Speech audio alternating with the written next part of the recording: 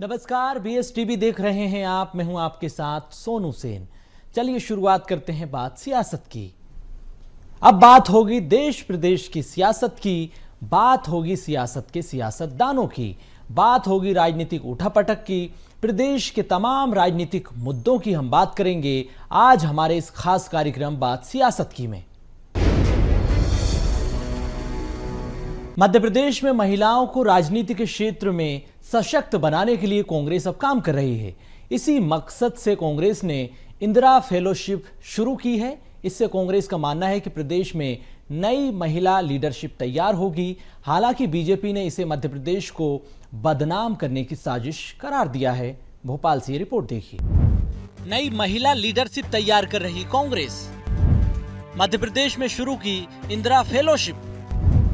महिला ब्रिगेड की बारी, अब राजनीतिक हिस्सेदारी। महिलाओं को सशक्त बनाने का किया दावा, बीजेपी ने साधा कांग्रेस पर निशाना। मध्य प्रदेश को बदनाम करने की साजिश। मध्य प्रदेश में यूथ कांग्रेस ने इस साल के लिए इंदिरा फेलोशिप की घोषणा की। दरअसल इंदिरा फेलोशिप कार्यक्रम राष्ट्रीय कांग्रेस की एक पहल है जो पूर्व प्रधानमंत्री इंदिरा गांधी की स्मृति में महिलाओं को राजनीतिक क्षेत्र में सशक्त बनाने के उद्देश्य से शुरू की गई। कांग्रेस का दावा है कि इस फेलोशिप के जरिए महिला नेतृत्व को मजबूत करने का काम किया जाएगा। इसके लिए ब्लॉक, विधानसभा, पंचायत, जनपद स्तर पर अभियान चलाए जाएंगे। इससे MP यूथ कांग्रेस की कार्यकारिणी में 33% महिलाओं को जगह मिलेगी।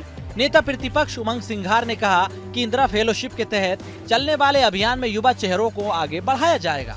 परिसीमन के बाद प्रदेश में सीटें बढ़ने लगी हैं, इसलिए महिलाओं को राजनीति में आगे लाया जाएगा। बिल पास हो चुका है 33% का। निश्चित तौर से मध्य प्रदेश में परिसीमन के बाद सीटें बढ़ने वाली है। तो मेरा स्पष्ट मत है कि वो महिलाएं आगे आए जो इस प्रदेश के विकास के लिए, जिले के और अपनी विधानसभा विकास के लिए, सामाजिक विकास के लिए आगे आए। और कांग्रेस पार्टी मानती है कि किसी परिवार की महिलाएं जिस प्रकार से कई लोग आगे कर देते हैं, कई नेता लोग सभी पार्टियों में, उस सोच से हटके जो महिला सशक्त है, मजबूत है, वो नेतृत्व करे। इसी सोच के हिसाब से फेलोशिप प्रोग्राम कांग्रेस पार्टी ने इतने सालों से कर रही है। वहीं इस फेलोशिप के जरिए एक साल में 300 से अधिक फेलो ने 28 राज्य और 350 ब्लॉकों में 4300 शक्ति क्लब बनाए हैं। इनमें 31,000 से अधिक सदस्य भी शामिल हैं जो शक्ति अभियान की स्थापना और संचालन का प्रमुख केंद्र हैं। कांग्रेस का दावा है कि इससे महिलाओं को संसाधनों, अवसरों, सत्ता संरचनाओं में 50% हिस्सेदारी मिलेगी। इधर कांग्रेस की फेलोशिप पर बीजेपी प्रदेश मीडिया प्रभारी आशीष अग्रवाल ने कहा कि कांग्रेस पार्टी को कांग्रेसियों से बेटी बचाओ अभियान शुरू करना चाहिए। कांग्रेस दिखावट की राजनीति कर रही है, प्रदेश को बदनाम करने की साजिश रची जा रही है। इस साजिश से निपटा जाएगा, जनता इसका जवाब देगी। देखिए, कांग्रेस को कांग्रेसियों से बेटियां बचाओ अभियान छेड़ना चाहिए, जिनका इतिहास ही महिला उत्पीड़न से भरा हो, जिनकी चरित्रावली में सिर्फ और सिर्फ महिला विरोध और महिलाओं के प्रति घृणित मानसिकता हो, वो आज दिखावे की ये जो राजनीति कर रहे हैं, ये ना जनता के बीच चलेगी और ना ही किसी और दल में। सियासी तौर पर कहा जाता है कि आधी आबादी जिस पार्टी के साथ रहती है उसे सत्ता का सिंहासन आसानी से मिल जाता है। यही वजह रही कि कांग्रेस हो या बीजेपी, सभी दल आधी आबादी पर फोकस करते हुए नजर आए। उनके लिए राजनीति नहीं बल्कि अलग अलग क्षेत्रों के मद्देनजर फैसले भी लिए जाते हैं। बीजेपी इस दाव में कांग्रेस से कई गुना आगे निकल चुकी है। अब कांग्रेस भी इसी राह पर चलकर आधी आबादी को साधना चाहती है। Manoj Rathore, BS TV, Bhopal. वीरांगना रानी दुर्गावती की जयंती के मौके पर मोहन कैबिनेट ने विकास कार्यों को रफ्तार दी है। योजनाओं से लेकर कई विकास कार्यों को मंजूरी दी। इस दिन को यादगार बनाने के लिए विकास की नई इबारत लिखी गई है। मोहन सरकार ने कई बड़े फैसले लिए हैं। इस रिपोर्ट के जरिए बड़े फैसलों को देखिए, समझिए। रानी दुर्गावती जयंती पर बड़ी सौगात, कैबिनेट से मिली विकास को रफ्तार। विकास से लेकर किसान का उत्थान, संकल्प पत्र के वादे तेजी से हो रहे पूरे। मुख्यमंत्री डॉक्टर मोहन यादव की अध्यक्षता में दमोह के सिंग्रामपुर में वीरांगना रानी दुर्गावती के अभूतपूर्व योगदान के सम्मान में कैबिनेट की बैठक हुई। इस बैठक में कई बड़े फैसले भी लिए गए। ये फैसले किसानों से लेकर आम जनता के हितों से जुड़े हैं। मुख्यमंत्री ने किसानों को बड़ी सौगात दी तो कई विकास के कार्यों को मंजूरी भी दी है। पहला फैसला, रानी दुर्गावती श्री अन्न प्रोत्साहन योजना में किसानों को 3,900 रुपए प्रति हेक्टेयर अतिरिक्त राशि मिलेगी। दूसरा फैसला, 0% ब्याज पर फसल ऋण योजना की निरंतर जारी रहेगी। तीसरा फैसला, मध्य प्रदेश जैन कल्याण बोर्ड का गठन किया। चौथा फैसला, रानी दुर्गावती स्मारक उद्यान विकसित करने के लिए समिति का गठन। वीरांगना रानी दुर्गावती की राजधानी सिंग्रामपुर में जब कैबिनेट की बैठक की है तो कैबिनेट की बैठक के माध्यम से कई सारे काम किए हैं, कई सारे निर्णय लिए हैं। उन निर्णयों में से हमारे यशस्वी मंत्री श्रीमती प्रहलाद पटेल जी ने उल्लेख किया होगा। मैं कुछ को दोहराना चाहूंगा। किसानों के प्रति हमारी सरकार की जो वचनबद्धता है वो सबसे पहले है।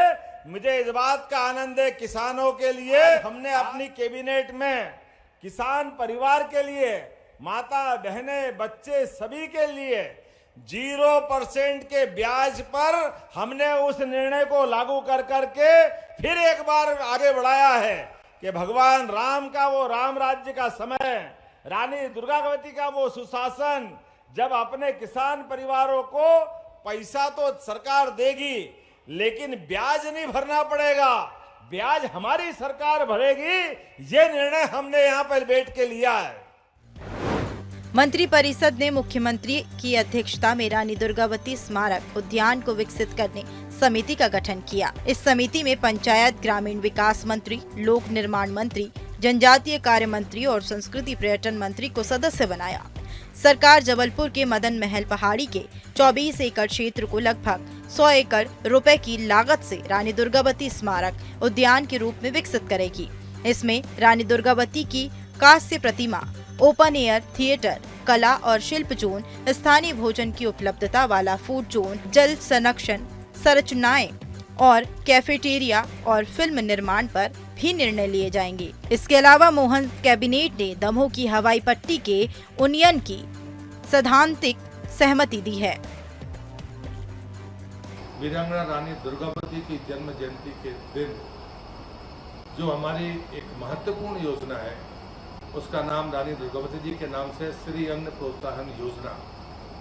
इसमें प्रति हेक्टेयर 3900 रुपये की अतिरिक्त राशि किसान को दी जाएगी और इसका रकबा बढ़ाने का फैसला भी जो लक्ष्य है वो 1 लाख हेक्टेयर तक पहुंचाने का आज फैसला किया है।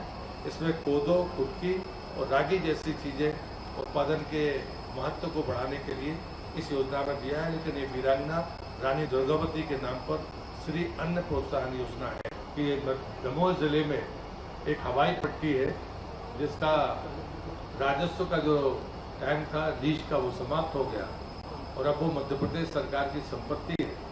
आज सैद्धांतिक सहमति हमारे कैबिनेट ने मंजूर की है कि हम उसे उन्नत करके हवाई पट्टी बनाएंगे। दमोह में आयोजित मोहन कैबिनेट के कई बड़े फैसले लिए, साथ ही दमोह के विकास को भी रफ्तार दी। प्रदेश के विकास के साथ मोहन सरकार पर्यटन को भी बढ़ावा दे रही है। सरकार की कोशिश है कि विकास के साथ युवाओं को रोजगार भी मिले और ये रफ्तार आगे भी निरंतर जारी रहे। मनोज राठौर, BSTV, भोपाल। मध्य प्रदेश में बीजेपी बड़े स्तर पर सदस्यता अभियान चला रही है। वहीं सदस्यता अभियान के दूसरे चरण में गैर राजनीतिक परिवारों को टारगेट किया गया। इस नई रणनीति के तहत बीजेपी प्रोफेशनल्स को पार्टी के साथ जोड़ने पर काम कर रही है, सदस्यता अभियान चला रही है। इसके लिए बीजेपी ने 1 लाख सदस्य बनाने का टारगेट सेट कर लिया। ये रिपोर्ट देखिए।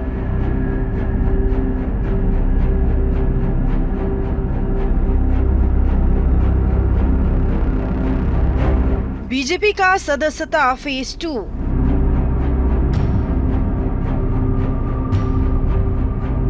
टारगेट पर गैर राजनीतिक परिवार।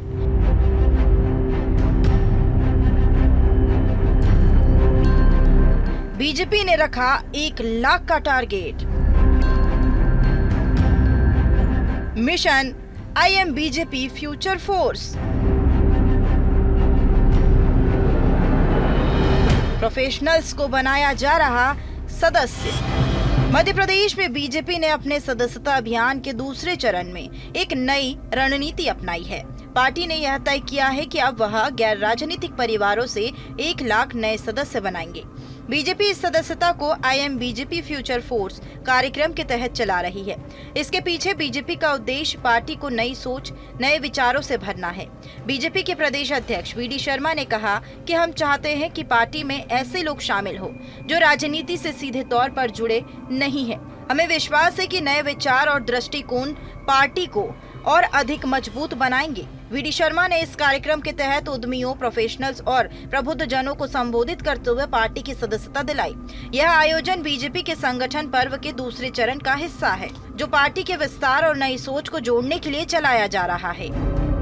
संगठन के महापर्व पर और जो हमारा सदस्यता का सेकंड फेज जो शुरू हुआ, मैंने आप सभी पत्रकार मित्रों को पहले कहा था कि डिफरेंट सेगमेंट के लोग अलग अलग प्रकार के समाज में, इस फेज में हम उन सबको जोड़ने का काम सर्वस्पर्शी सदस्यता हम करेंगे। आज भारतीय जनता पार्टी मध्य प्रदेश ने I am BJP future force ऐसे सभी समाज के प्रोफेशनल और इंटेलेक्चुअल्स को आज हमने एक कार्यक्रम लॉन्च किया है। भोपाल से इसकी शुरुआत हुई है। तो बीजेपी पारंपरिक राजनीतिक परिवारों के बजाय अब उन परिवारों को टारगेट कर रही है जो राजनीति में सक्रिय नहीं। ये प्लान केवल सदस्यता तक सीमित नहीं रहेगा और न ही चुनाव जरूरतों को पूरा करेगा, लेकिन इससे बीजेपी को कई स्तर पर फायदा भी मिलेगा। पार्टी के पहले से ही कई मोर्चे चल रहे हैं। ऐसे में इन लोगों के पार्टी से जोड़ने से इन मोर्चों को भी ताकत मिलेगी। साथ ही पार्टी को आगे बढ़ाने के लिए नए विचार, नई सोच भी मिलेगी। बीजेपी चाहती है कि उसकी विचारधारा से इस वर्ग के लोग ज्यादा से ज्यादा जुड़े। इस कार्यक्रम के दौरान बीजेपी ने मीडिया के सवालों को जवाब देते हुए राहुल गांधी और जीतू पटवारी पर भी निशाना साधा। उन्होंने पीसीसी चीफ जीतू पटवारी के चुनाव में सरकारी अधिकारियों की भूमिका होने पर पलटवार किया। वी डी शर्मा ने कहा कि धनबल, बाहुबल और सरकारी मशीनरी का दुरुपयोग कांग्रेस के समय में होता होगा, हमारे समय में नहीं होगा। हमारे साथ तो जनता है और जनता के बल पर ही बीजेपी लगातार जीत दर्ज कर रही है। कभी कमलनाथ का गढ़ रहे छिंदवाड़ा में भी 1 लाख से अधिक लोगों ने बीजेपी की सदस्यता ली। साथ ही उन्होंने राहुल गांधी के जलेबी की फैक्ट्री वाले बयान पर भी निशाना साधते हुए कहा कि राहुल गांधी क्या बोल जाए यह उन्हें खुद पता नहीं होता। कोई बड़ी बात नहीं है, आने वाले समय में वह आदमी बनाने की फैक्ट्री खोलने की बात कह दे। इससे पहले वह आलू बनाने की फैक्ट्री की बात कह चुके हैं। उन्होंने कहा कि आखिर राहुल गांधी क्या कहना चाहते हैं, उन्हें ही आगे जाकर जनता को बताना चाहिए। ये तो लगता है किसी दिन राहुल गांधी आदमी बनाने की फैक्ट्री नहीं डालने, क्योंकि वो कुछ भी कहने लग जाते हैं। आलू फैक्ट्री में पैदा कर रहे थे, जलेबी की फैक्ट्री बना रहे हैं, कुछ दिनों बाद कहेंगे मैं आदमी फैक्ट्री बनाऊंगा। तो राहुल गांधी जी हैं, कुछ भी कर सकते हैं। इसका जवाब तो मुझे लगता है कि राहुल गांधी को देना चाहिए। तो देश में एमपी बीजेपी सदस्यता के मामले में तीसरे नंबर पर है। बीजेपी ने पहले चरण में 1 करोड़ का आंकड़ा पार कर लिया और अब दूसरे चरण में 1 करोड़ और सदस्य बनाकर बीजेपी 2 करोड़ के टारगेट को पूरा करना चाहती है। बीजेपी का दावा है कि वो अपने टारगेट को पूरा कर देश में नंबर 1 बनने के साथ ही इतिहास भी रचेगी। मनोज राठौर, BSTV, भोपाल। यहां रुकेंगे एक ब्रेक के लिए। आप देखते रहिए BSTV।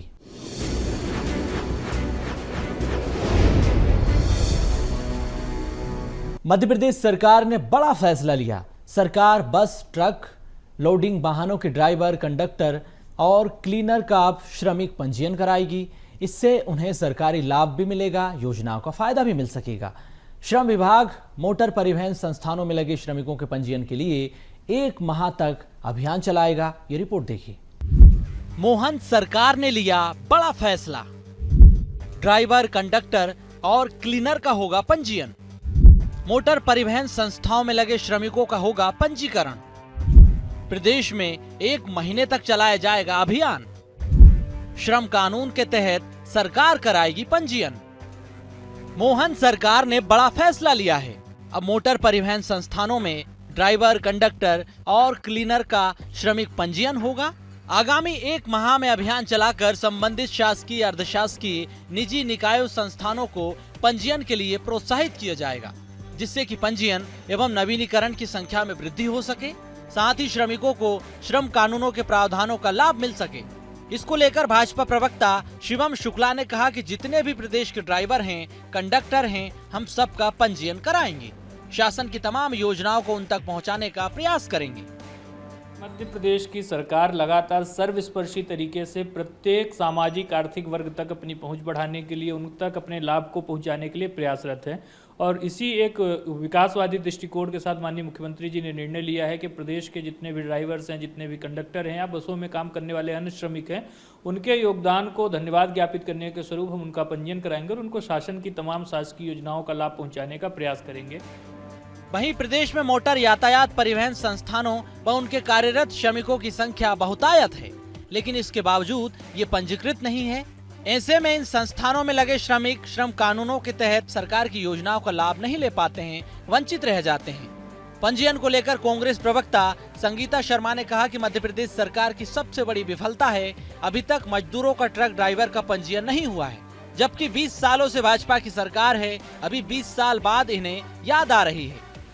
मध्य प्रदेश सरकार की सबसे बड़ी विफलता है कि अभी तक मजदूरों का, ट्रक ड्राइवरों का पंजीयन नहीं हुआ है, जबकि 20 सालों से भारतीय जनता पार्टी की सरकार है और अब 20 साल बाद इन्हें याद आया कि उनका पंजीयन होना चाहिए, उन्हें योजना का लाभ मिलना चाहिए। मध्य प्रदेश के अलग अलग संस्थानों में लगे श्रमिकों को सुविधाएं नहीं मिल पा रही है। ऐसे में इन संस्थाओं के श्रमिकों को केंद्र राज्य सरकार की योजनाओं का लाभ भी नहीं मिल पाता है। इसी को ध्यान में रखते हुए मोहन सरकार जल्द ही श्रमिकों का पंजीयन कराने जा रही है। भोपाल से रंजन भगत की रिपोर्ट। मध्य प्रदेश की बीना सीट पर उपचुनाव को लेकर अभी भी संशय की स्थिति बरकरार है। इस सीट पर अभी तक उपचुनाव की स्थिति स्पष्ट नहीं हो सकी। कांग्रेस विधायक निर्मला सप्रे ने अपना इस्तीफा भी नहीं दिया। आखिर क्या है पूरा माजरा, जानने के लिए रिपोर्ट देखिए। बीना विधानसभा सीट पर बना है संशय। उपचुनाव से नहीं उठा पर्दा। सीट पर बीजेपी कांग्रेस की नजर। कांग्रेस ने की सदस्यता रद्द करने की मांग। बीना सीट से कांग्रेस एमएलए हैं निर्मला सप्रे। निर्मला ने अभी तक नहीं दिया इस्तीफा। निर्मला ने बीजेपी के पक्ष में किया था प्रचार। मध्य प्रदेश में बुधनी और बीजेपुर विधानसभा सीट पर उपचुनाव की स्थिति स्पष्ट हो गई, लेकिन तीसरी सीट बीना पर अभी भी बादल छाए हुए हैं। दरअसल पूर्व मुख्यमंत्री शिवराज सिंह चौहान विदिशा लोकसभा सीट से सांसद बनकर केंद्रीय मंत्री बन गए हैं, जबकि विजयपुर सीट से कांग्रेस विधायक रामनिवास रावत ने कांग्रेस छोड़कर भाजपा का दामन थाम लिया। रावत को मोहन कैबिनेट में मंत्री बनाया गया। शिवराज सिंह चौहान और रावत ने विधानसभा सचिवालय को अपना इस्तीफा भेज दिया, जबकि बीना विधानसभा सीट से कांग्रेस विधायक निर्मला ने अभी तक अपना इस्तीफा नहीं दिया। विधानसभा सचिवालय की तरफ से उन्हें कई बार लेटर भी भेजे गए हैं। उन्होंने हर बार सचिवालय से जवाब देने के लिए समय मांगा। विजयपुर और बुधनी सीट पर उपचुनाव होना है। इस मुद्दे पर बीजेपी प्रवक्ता पंकज चतुर्वेदी ने कहा कि बीजेपी चुनाव केंद्रित राजनीति नहीं करती, निरंतर पार्टी काम करती है। चुनाव के लिए हम पूरी तरह से तैयार हैं। देखिए, भारतीय जनता पार्टी कभी भी चुनाव केंद्रित राजनीति नहीं करती। हम लोग सतत रूप से जन सेवा और विकास कार्यों में संलग्न रहते हैं। इसका लाभ ये होता है कि जब भी चुनाव होते हैं तो हमको कोई विशेष तैयारी का उपक्रम नहीं करना पड़ता, क्योंकि आप यदि निरंतर जन सेवा में हैं, विकास के कार्यों में संलग्न हैं, आपके जनप्रतिनिधियों का, संगठन का, कार्यकर्ताओं का संवाद जनता जनार्दन से, तो फिर आपको असुविधा नहीं होती। तो इसीलिए कभी भी चुनाव होता है हम सदा तैयार रहते हैं, क्योंकि हमारी तैयारी चुनाव आधारित नहीं होती, हमारी तैयारी विकास की और जनता की सेवा के आधार पर होती है। तो जब भी चुनाव होंगे तैयार हैं। विधानसभा चुनाव में बीजेपी ने 230 में से 163 सीट जीती थी। अब खाली हुई सीटों पर उपचुनाव को लेकर बीजेपी ने तैयारी शुरू कर दी। उधर बीजेपी की तैयारी पर कांग्रेस निशाना साध रही है। कांग्रेस प्रवक्ता अवनीश बुंदेला ने कहा कि निर्मला ने कांग्रेस पार्टी छोड़ दी, लेकिन उन्हें बीजेपी ने यूज किया। कांग्रेस पार्टी के सदस्य नहीं होने के कारण विधानसभा सचिवालय को अब उन्हें अयोग्य घोषित करना चाहिए। देखिए, मुझे ऐसा लगता है निर्मला सप्रे जी कुछ पैसों के लालच में उनने कांग्रेस पार्टी तो छोड़ दी, लेकिन भारतीय जनता पार्टी ने उनको यूज़ करके, कहते ना, अब उनको तवज्जो मिलना कम हो गई है।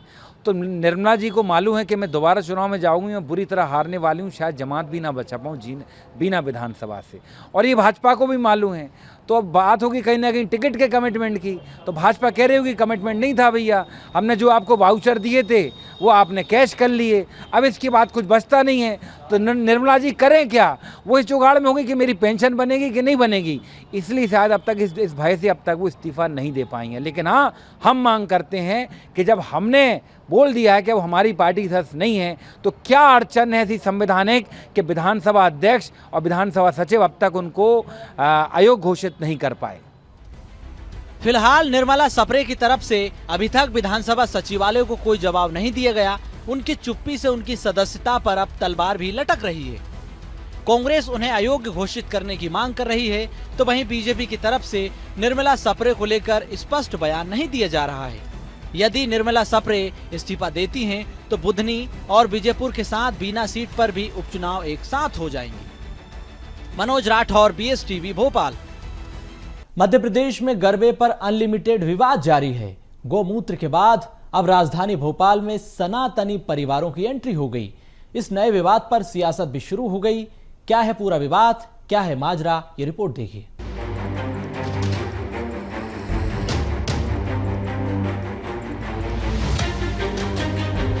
तो मध्य प्रदेश में गरबे के आयोजन शुरू होने के साथ उससे जुड़े विवाद भी सामने आने लगे हैं। गौमूत्र से शुरू हुई सियासत थमने का नाम नहीं ले रही।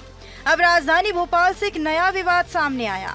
5 अक्टूबर से भोपाल के जम्बूरी मैदान में भोजपाल गरबा महोत्सव शुरू हो रहा है। इस गरबे में कई कलाकार भी आ रहे हैं।